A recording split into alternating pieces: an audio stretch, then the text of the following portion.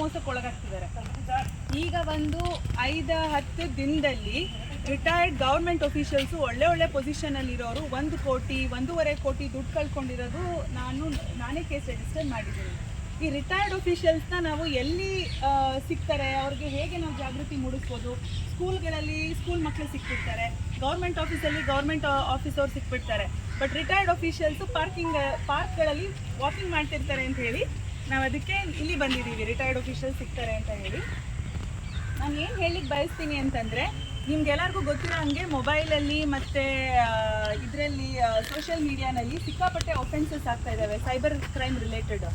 ಈಗ for example right ನಾವು modus ಆಪರೆಂಡಿ ಯಾವ್ದು ವರ್ಕ್ ಆಗ್ತಾ ಇದೆ ಅಂತ ಹೇಳಿದ್ರೆ, ಇನ್ವೆಸ್ಟ್ಮೆಂಟ್ ಫ್ರಾಡ್. ಅಂದರೆ ನಿಮ್ಗೆ ಗೊತ್ತಿರ್ಬೋದು, ಸ್ಟಾಕ್ಸು, ಶೇರ್ಸು, ಟ್ರೇಡಿಂಗಲ್ಲಿ ಇನ್ವೆಸ್ಟ್ ಮಾಡ್ತಕ್ಕಂಥ ದುಡ್ಡು ಎಲ್ಲಿಂದ ಎಲ್ಲೆಲ್ಲೋ ಹೋಗಿ ದುಡ್ಡು ಕಳ್ಕೊತಾ ಇದ್ದಾರೆ ಜನ. ಜನರಲಿ ಏನಾಗುತ್ತೆ, ಒಂದು ಡಿಮ್ಯಾಟ್ ಅಂತ ಹೇಳಿ ಒಂದು ಅಕೌಂಟ್ನ ಕ್ರಿಯೇಟ್ ಮಾಡಿ ಆ ಅಕೌಂಟ್ ಥ್ರೂ ನೀವು ಸ್ಟಾಕ್ಸ್ ಮತ್ತು ಶೇರ್ಸ್ ಮೇಲೆ ಇನ್ವೆಸ್ಟ್ ಮಾಡಬೇಕಾಗುತ್ತೆ. ಕೆಲವ್ರು ಏನು ಮಾಡ್ತಾರೆ, ಫ್ರಾಡ್ಸ್ಟರ್ಸು ಯಾವುದೋ ಒಂದು ಲಿಂಕ್ ಕಳಿಸಿರ್ತಾರೆ ನಿಮಗೆ.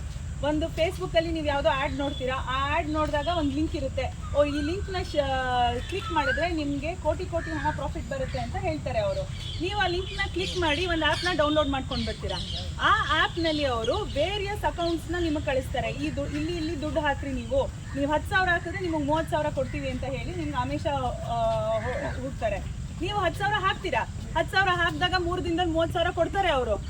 ನೆಕ್ಸ್ಟ್ 1 ಲಕ್ಷ ಹಾಕ್ತೀರಾ, 1 ಲಕ್ಷ ಹಾಕಿದ್ರೆ 3 ಲಕ್ಷ ಬರುತ್ತಪ್ಪ ಅಂತ ಹೇಳಿ. ಆವಾಗ 1 ಲಕ್ಷ ಹಾಕಿದಾಗ ಅವರು ದುಡ್ಡು ಕೊಡೋದಿಲ್ಲ.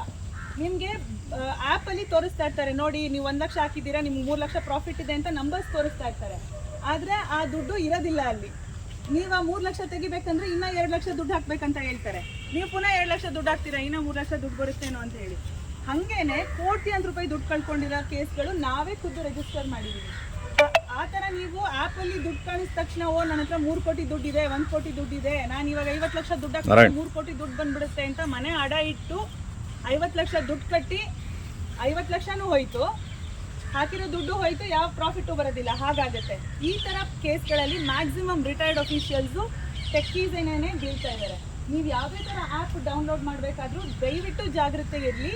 ಯಾವುದೇ ಥರ ಇನ್ವೆಸ್ಟ್ಮೆಂಟ್ ಮಾಡಬೇಕಾದ್ರೂ 50 ಸತಿ ನೀವು ದಯವಿಟ್ಟು ಚೆಕ್ ಮಾಡಿ. ಯಾವುದೇ ಥರ ಆ್ಯಪ್ ಆಗಲಿ, ಯಾವುದೇ ಥರ ದುಡ್ಡನ್ನ ಯಾರೋ ಒಬ್ಬರು ಈಗ ಹಿಂಗೆ ಹಾಕಿದ್ರೆ ಹಿಂಗೆ ಇಮಿಡಿಯೇಟಾಗಿ ನಿಮಗೆ 100%, 300% ಪ್ರಾಫಿಟ್ ಕೊಡ್ತಾರೆ ಅಂತ ಹೇಳೋಂಥದ್ದನ್ನು ಮಾಡಬೇಡಿ.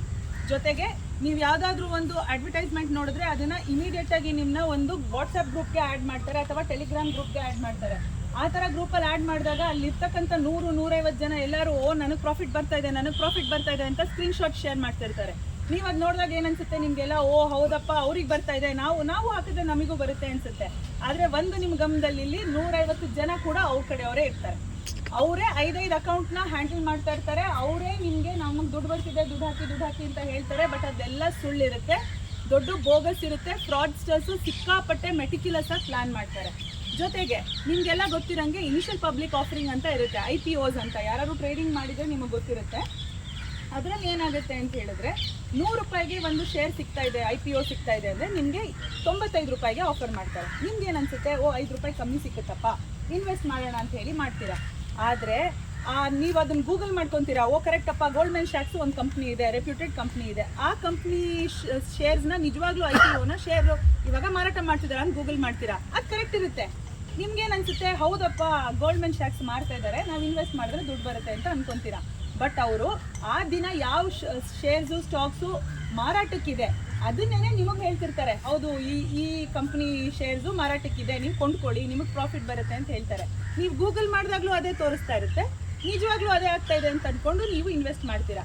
ಅವರು ಅಷ್ಟು ಮೆಟಿಕ್ಯುಲಸ್ ಆಗಿ, ಅಷ್ಟು ರಿಲೀಜಿಯಸ್ ಆಗಿ ಪ್ಲಾನ್ ಮಾಡಿರ್ತಾರೆ ನಿಮ್ಮನ್ನ ಫ್ರಾಡ್ ಮಾಡಲಿಕ್ಕೆ ಅಂತ. ದಯವಿಟ್ಟು ಇದನ್ನು ಜೋಕ್ ಅಂತ ಕನ್ಸಿಡರ್ ಮಾಡ್ಕೋಬೇಡಿ. ನಾವು ಇಲ್ಲಿವರೆಗೂ ಬಂದು ನಿಮ್ಗೆಲ್ಲರಿಗೂ ಮಾತಾಡ್ತಾ ಇದ್ದೀವಿ ಅಂತ ಹೇಳಿದ್ರೆ ಇದ್ರ ಸೀರಿಯಸ್ನೆಸ್ ಅರ್ಥ ಮಾಡ್ಕೊಳ್ಳಿ. ನೀವೇನು ಮಾತು ಇದನ್ನು ಕೇಳಿಸ್ಕೊಂಡಿದ್ರೆ 10 ಜನಕ್ಕೆ ಹೇಳಿದ್ರೆ ಸಾಲದು. ಇದು ಕಿವಿ ಮಾತು ಬೇರೆಯವ್ರ ಕಿವಿಗೂ ಮುಟ್ಟಬೇಕು. ನೀವು ಮದುವೆಗಳಲ್ಲಿ ಕೂತಿದ್ದಾಗ ಇರ್ಬೋದು, ಕೂತು ಒಂದು ಫ್ರೆಂಡ್ಸ್ ಜೊತೆ ಕಾಫಿ ಕುಡಿತಿರ್ಬೇಕಾದ್ರೆ ಇರ್ಬೋದು, ನಿಮ್ಮ ಮನೆಯಲ್ಲೇ ಇರ್ತಕ್ಕಂಥ ರಿಟೈರ್ಡ್ ಅಫಿಷಿಯಲ್ಸು, ನಿಮ್ಮ ತಂದೆ ತಾಯಿ ಅಂದರೆ ಗೊತ್ತಿರಲ್ಲ, ಫೋನ್ಪೇ ಸುಮ್ಮನೆ ಹಿಂಗೆ ಒತ್ತಿದ್ರೆ ಬಂದುಬಿಡುತ್ತೆ, ಯಾವುದೋ ಒಂದು ಒತ್ತಿದ್ರೆ ಒಂದು ಡೌನ್ಲೋಡ್ ಲಿಂಕ್ ಮಾಡ್ಕೊಂಡ್ಬಿಟ್ಟಿರ್ತಾರೆ. ವಾಟ್ಸಪ್ಪಲ್ಲಿ ಗುಡ್ ಮಾರ್ನಿಂಗ್ ಮೆಸೇಜ್ಗಳನ್ನ ಫಾರ್ವರ್ಡ್ ಮಾಡೋ ಮುಖಾಂತರ ಅದರಲ್ಲಿ APK ಫೈಲ್ಸ್ ಇರುತ್ತೆ, ಅದನ್ನು ಡೌನ್ಲೋಡ್ ಮಾಡ್ಕೊಂಡು ಬಿಡ್ತಾರೆ. ನೀವು ಮನೆಯಲ್ಲಿ ಇರ್ತಕ್ಕಂಥ ಹಿರಿಯ ನಾಗರಿಕರಿಗೆ ಇದ್ರ ಬಗ್ಗೆ ಜಾಗೃತಿ ಮೂಡಿಸ್ಬೇಕಾಗುತ್ತೆ. ಇದು ಒಂಥರ ಫ್ರಾಡ್ ಆಯಿತು.